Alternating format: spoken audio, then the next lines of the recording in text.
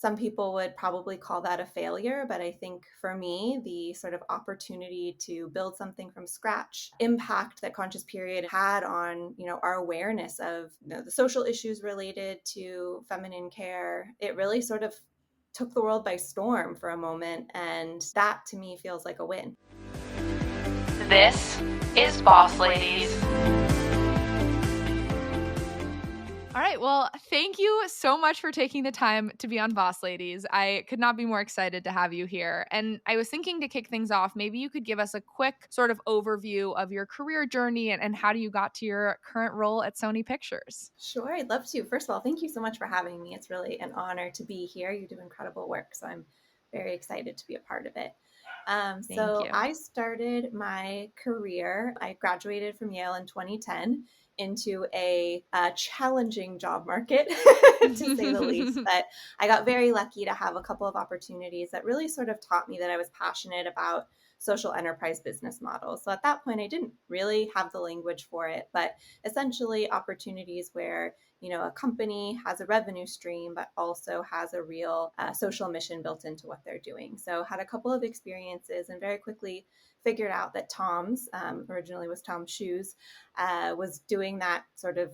At that point, they were really the pioneer. And so I set my sights on working there, had an incredible opportunity, and kind of found my second professional passion in experiential marketing and brand strategy. I really, to this day, absolutely love being able to sort of define the essence of a brand and then creating experiences for people to meet that brand, to interact with that brand, to really be able to engage with it in the way that where they learn something. And so really had the opportunity to kind of hone that understanding and that skill set and really learn to be sort of proactive and resourceful and really learned how to manage projects like a pro. And I think that that is absolutely one of the most important things I learned early in my career. And I tell people all the time that I think that is one of the most important things that you can really learn early on because it's so transferable. So from Tom's, I decided to go get an MBA. So I started at USC Marshall School of Business and really had such an incredible experience there. I had the honor of being a Brittingham Social Enterprise Lab Fellow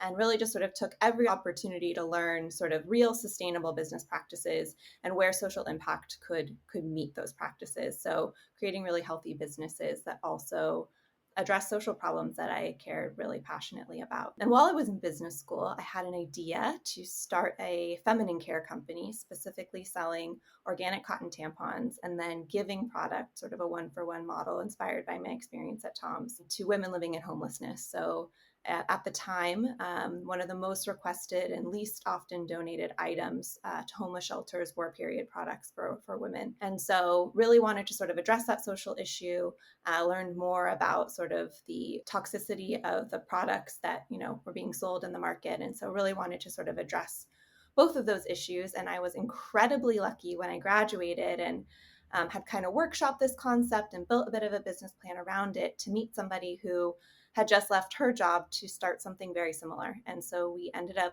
going into business together, which was Love that. Love when the timing like that works out. It really is. It's like, when things are meant to be. And we Yeah. had an incredible ride for 4 years, building Conscious Period. And we had some really incredible wins. We had a really successful crowdfunding campaign. We had some incredible partnerships.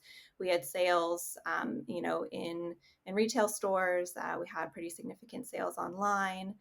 We had some incredible moments in the press. And it really was kind of one of those entrepreneurial journeys that you read about. And it's still surreal to me that, that we sort of had the opportunity to build what we did. Ultimately, we did dissolve Conscious Period because of issues with our supply chain. And I think some people would probably call that a failure, but I think for me, the sort of opportunity to build something from scratch, impact that Conscious Period and so many other new market entrants that came in kind of around the same time that we did had on, our awareness of the social issues related to feminine care, like I mentioned, the ingredients and lack of transparency there in the industry, access to these products for people who are in unhoused situations. It really sort of took the world by storm for a moment. And that to me feels like a win. We really changed, or we're part of a movement that changed the way that people talk about and think about and perceive these issues. And we had an enormous amount of help from some incredible people. It wasn't just us, but to me, sort of being a part of that movement will never feel like a failure. And then from there, I decided to take a full-time opportunity at Sony Pictures. I was already there as a contractor, so I was helping to redesign sonypicturesjobs.com, which is our career portal, and then had the opportunity to stay specifically in the employer branding space, so working on social media from a talent focus sort of candidate focused perspective. Obviously, the career portal continued to be a part of my job, and really just sort of innovating on how we were speaking to candidates, how we were engaging with people in the world via our employer brand, as well as our internal communications. And since then, I have had the most incredible journey growing in my career there. Today, I am the Vice President of People and Organization Strategy. I'm working on building a team under me, which is very exciting.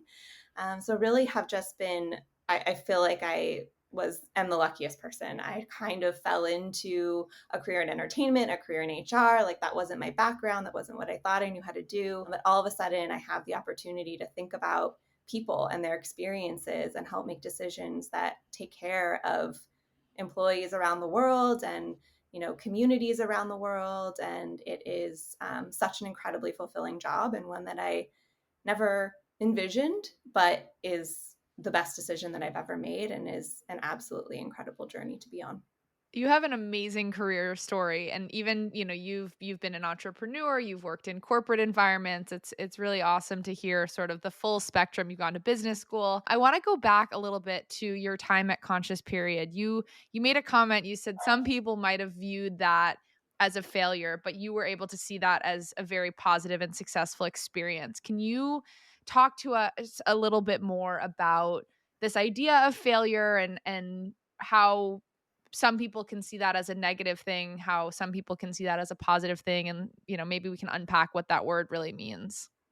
Absolutely. So I think that especially in the entrepreneurial world, sometimes if you don't have a big exit or some major acquisition, or you don't go to the moon, so to speak, the venture is viewed as a failure. And a lot of times people move on to something else and sort of, leave it in the dust. And I think for me, failure is so different than whatever the financial impact in your life is, or what that exit looks like. To me, I think failure is something that really is defined by the experience and the impact that you make. And so I think that really getting away from this idea that success is only defined by dollars and cents, and that success is only defined by doing things perfectly is really valuable, because at the end of the day, we all have the opportunity to make an impact, and that's not always going to look exactly the way that we expect it to. It's not always going to be perfect, but it isn't a failure when you make some progress, even if it's a little bit, or create some momentum, or change the way that somebody sees something in a way that's really positive. And I think that in pretty much anything that we do, there is some kind of value that comes out of it. And so I would really sort of suggest that we all kind of eliminate this word failure, because at the end of the day, anything that we do, we learn from. Anything that we do, we help shape somebody else's perspective in a way that I think can be really valuable. So yeah, that's how I think about failure, at least in my own life. So, can you tell us some of the skills and things that you've learned from this experience that you may still use today?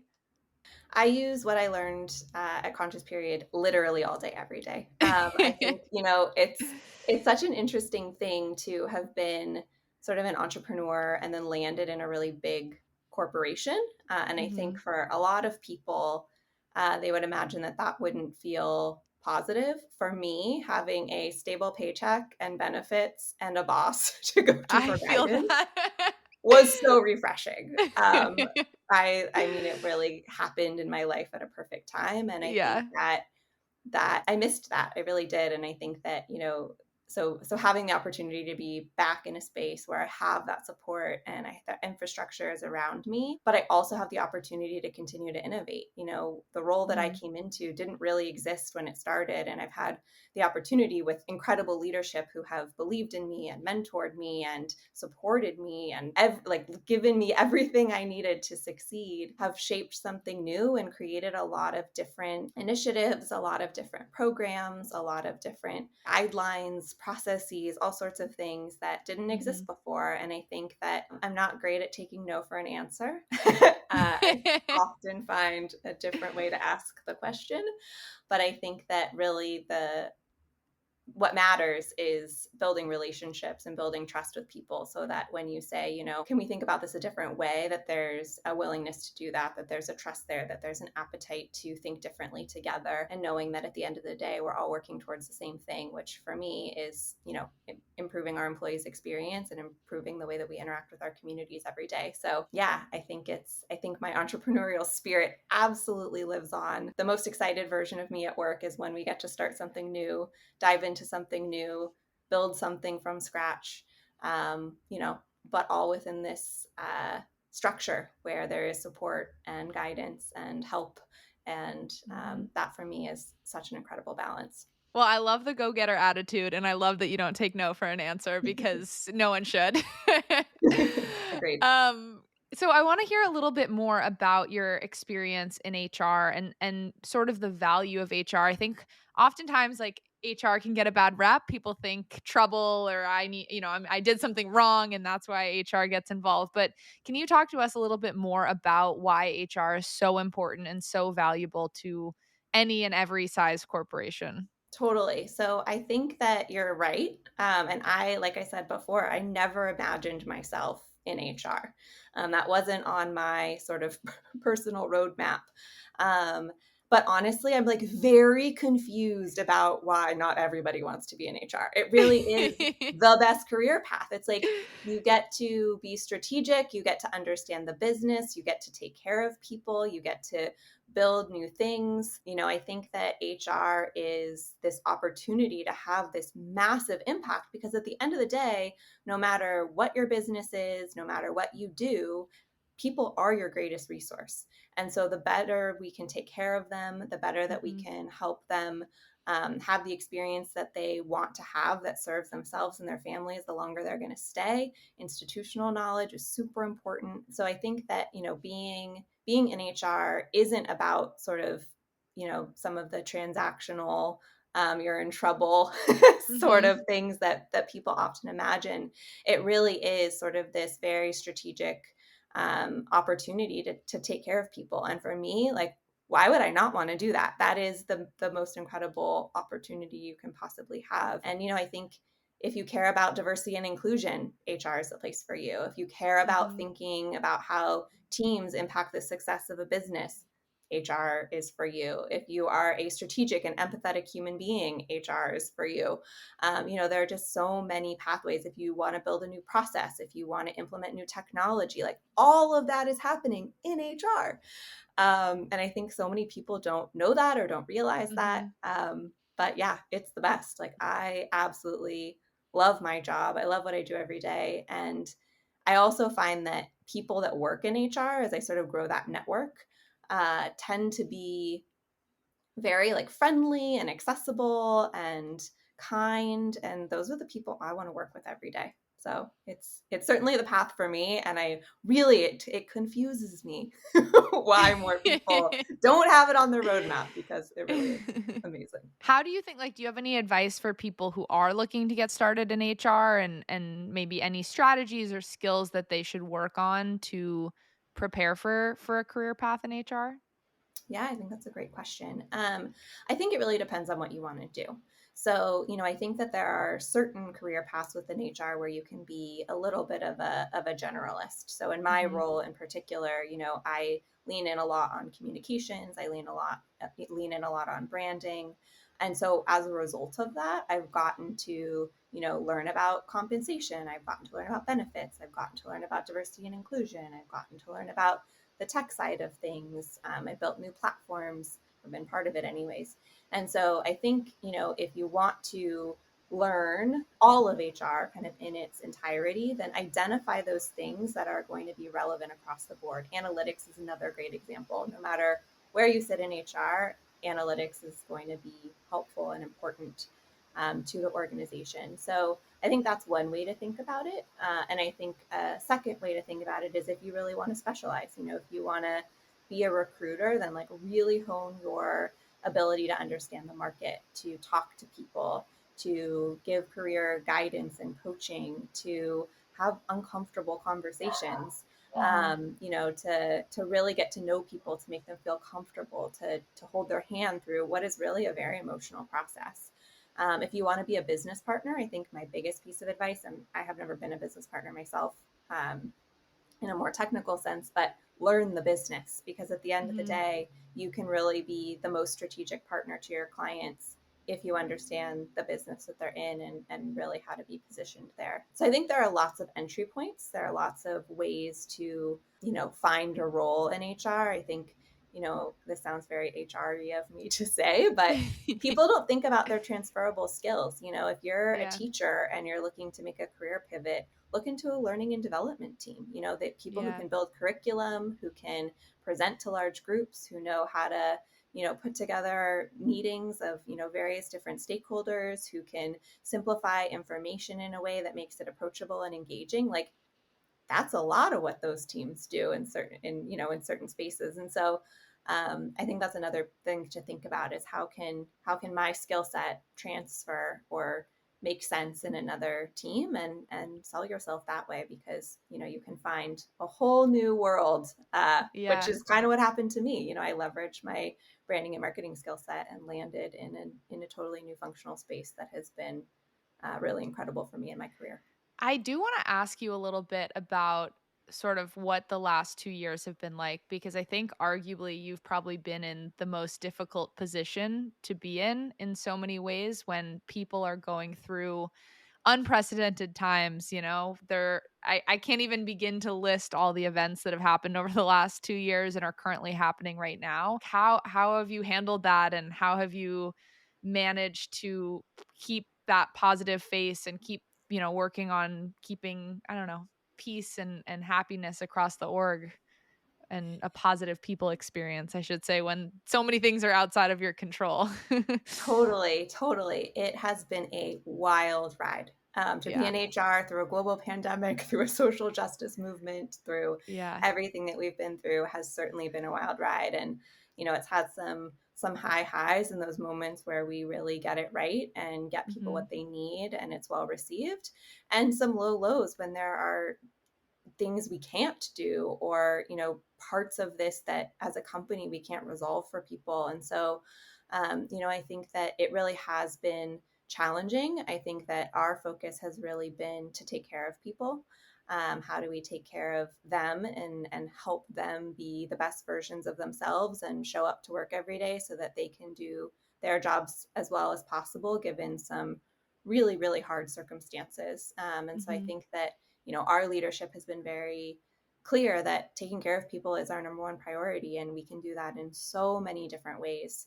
And so I'm really proud of the work that we've done and the way that we've been able to accomplish that over the last few years. And I've been really proud of people's reception to it. I think that people have been operating from this place of fear for so long, rightly so. And so being able to, shift that in some ways and in some moments, and be able to give people something that's positive and helpful and well received, help managers along the way as they lead their teams, and all those sorts of things, I think has been really, really rewarding and fulfilling, and has made me really proud of the people that I work with, because they've been absolutely incredible. And I think on the sort of social justice movement side, I have always been passionate about social impact. I'm sure you can sort of tell from my career path and history and trajectory. And honestly, that was something that I was afraid I would lose sight of by sort of going down a more corporate path. But honestly, I don't think I've ever had the opportunity to be more impactful than I have in this role, across the board, and especially the work that I do on our diversity and inclusion team. We launched a big initiative that we talk about externally all the time, called Sony Pictures Action, which is our multi-pronged racial equity and inclusion strategy focused on our people, our content, our partners, and our community. And when the murder of George Floyd happened, we had this opportunity to create a new strategy and amplify so much of the work that we had already been doing, and really help bring it to the forefront and put additional resources behind it. And that, to be able to do that, and to have leadership that cares and buys in, and wants to make all of those goals come to life, in addition to all of the obviously important critical sort of business goals, it has been one of the absolute highlights of my career. It really has been so inspiring and so wonderful to be a part of, and to really sort of be a thought partner with the folks that make that work happen every day. You know, we have initiatives all over the world. So many of our leaders are involved in that work. And we've really created a real impact and made a ton of progress. And I think for me, the opportunity to be a part of that, even though, yeah, it was hard in certain moments and it was really stressful and it was a lot of very late nights to get that all set up and moving and growing and accounted for. It was so absolutely worth it. And, you know, continues to be. This work is absolutely ongoing. It is a part of my everyday life. But it's definitely been an adventure and a journey, and something that I wouldn't trade, certainly. You know, I'd love for us not to have all gone through what we've collectively gone through with this pandemic and everything that's happened. But, you know, as far as a response is concerned, I think it's really been super impactful and really important. Well, thank you, first of all, for all of the work that you've done to help with this, because, you know, I'm in a different division of Sony, but I can just say that, you know, we've all gone through a ton of different challenges over the last 2 years specifically. And I think without having HR, people experience, teams checking in on us and looking out for us, I think it would have been a very an even more difficult time. And I think the work that you're doing from a like social justice front is incredible. So thank you. And, you know, let us know, honestly, if there's anything we can do as a Boss Ladies community, or anything, if you have any ideas ever for us, you know, let us know how we can contribute to that. And also, I just wanted to call out, I meant to say this earlier. You said you were hiring, so if there's any roles or any jobs that you want, we can always link them in the description for this. So anyone who wants to join Margo's team, you should do so, or you should reach out. Yeah, we do have one open right now, so I'll send you the link for sure. Perfect. And then I do want to jump topics a bit, and talk to you about mentorship. I think that I can say this firsthand from my mentors personally. I have been fortunate enough to just get so much out of those relationships. I mean, I like to think of this Boss Ladies community as you're all my mentors, and I hope everyone listening treats you the same, you know, for them, because, you know, we're able to learn so much through this podcast. But can you talk a little bit about mentorship, what it really means to you, and maybe if you have any suggestions or strategies on how to find a mentor? I think that would be helpful. Absolutely. So I think there are two kinds of mentors. I think there are the kind of mentors that you find in kind of a more formal way, right? Like you go to a networking event where people are intentionally seeking those mentor mentee relationships, or you enter some kind of formal mentorship program where you're going to be paired with somebody. And I think that those sorts of opportunities are amazing and so important, especially earlier on in your career, where you haven't had the opportunity to build your network as much, or you haven't had the opportunity to really figure out exactly what you want to do and who those right people are to help sort of support you in whatever your goals are. And so I think for that, really, it is just about finding those programs. So whether, you know, it's something through work, or there's a network that you want to be a part of, an alumni network, anything like that, you know, there's tons of more formalized mentorship programs out there. I think it's just up to us to go find them, to apply, to set aside the time, and to be part of it. And, you know, I think it goes both ways too. You know, there are all kinds of opportunities to mentor somebody else. High school students, you know, there are lots of incredible organizations out there that, you know, facilitate it on the other side as well. But what I think for me has been so impactful is the mentors that have kind of come about in my life really organically. And I had a few of those really early on in my career that I still have, you know, close relationships with, that I go to for advice, that I, you know, have moments of connection with. But I never had experienced mentorship in the way that I have it today at FPE. And I think that what I'm learning, that like real organic mentorship comes from this place of like belief and trust. You know, I have several people in my world right now who are the leaders that I look up to, who like embody what I want to be as a leader. They embody what I want to be as a team member, as a friend, that I admire so much. And somehow they believe in me. And that sort of reciprocal sort of trust and admiration, I think, is what makes for great mentorship. And I think, a lot of times when we think about mentors, it's like, okay, I'm going to go have this conversation and I have this like very specific question and I'm going to go get some great advice and I'm going to go on my way and solve this problem. But what I'm learning in my life today is, yes, that kind of mentorship is so helpful and super important in certain moments. But the kind of mentorship where you can be safe to be vulnerable and that support is unconditional, even if you make a mistake, like that kind of mentorship is a total game changer. It changes your confidence. It changes your sense of self. It changes how you evolve and move and grow in your career. It's from a place of someone really knowing you because you've let yourself be vulnerable. You've shown them that side of you that isn't maybe the most perfect, buttoned up, I've got it all figured out side. And I don't know that there's a great strategy to find those people other than go find those people. Like go meet everyone that you possibly can. If you are on a call with someone, even if they're so senior to you, reach out and just say like, hey, would you be willing to grab a cup of coffee? Because you never know who those people are that you're going to connect with, that you're going to have that experience with.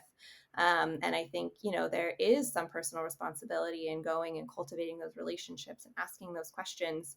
And then hopefully there's an openness on the other side to really engage with that relationship and sort of take you under their wing in the way that makes sense for everybody. So yeah, I think my view of mentorship and what it means in my life is evolving for sure, because I think I'm experiencing it in a different way.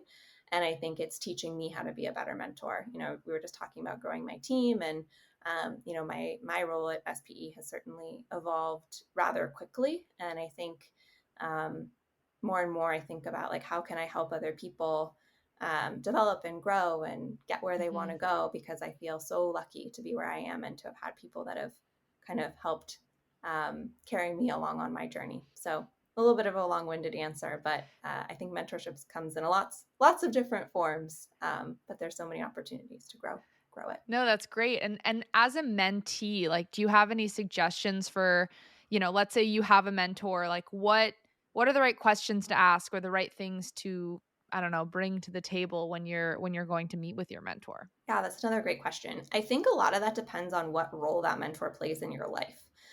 So if it's somebody that's like very, works at a different company, is not sort of an internal person, then I think really being able to have conversations that are specific and really help like, okay, I I need this very specific kind of advice, because they're not going to have as much context about what's happening internally within your organization, or maybe it's something that is happening in your personal life that you don't want to talk about with people who you work with, whatever that looks like. I think having those conversations be really intentional, but also specific enough that they can sort of help without having all of the context that someone internally might.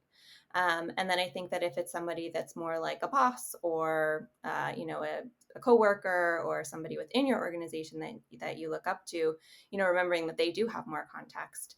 And so being able to take those sort of more company specific questions or things you might not want to talk about externally with somebody else, those are often the folks that you can really sort of hash that stuff out with.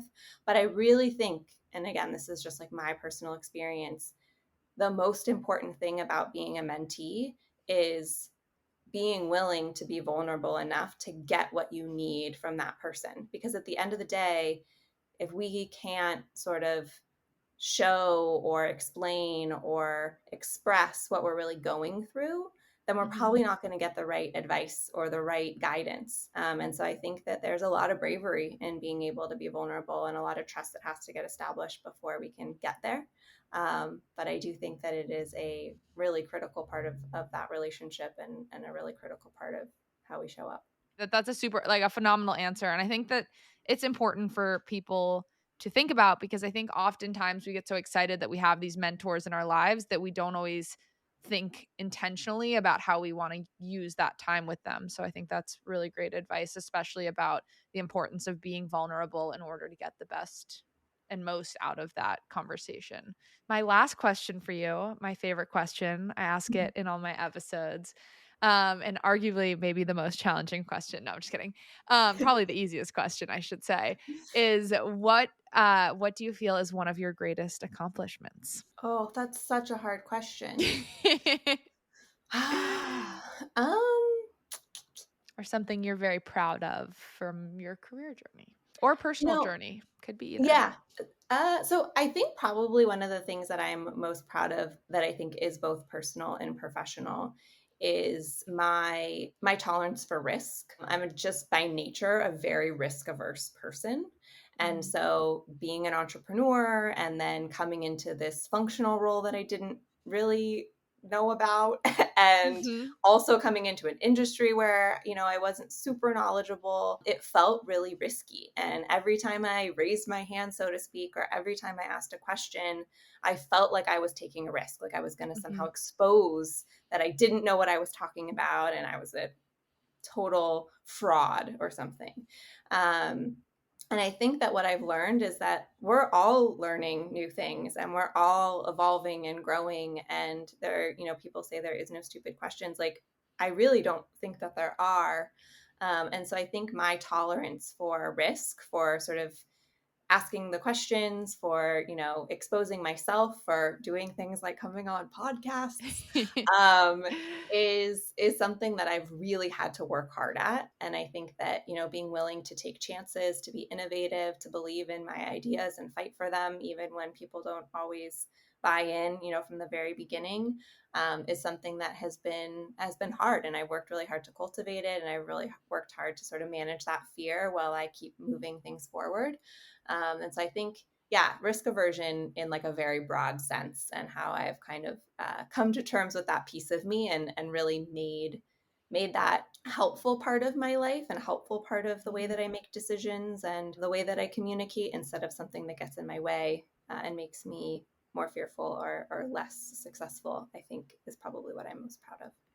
I love that. I think that is a phenomenal answer. And thank you so much for coming on Boss Ladies. It has been a pleasure to hear your career journey and the advice you have. So thank you. Thanks so much for having me. This was so fun. This is Boss Ladies.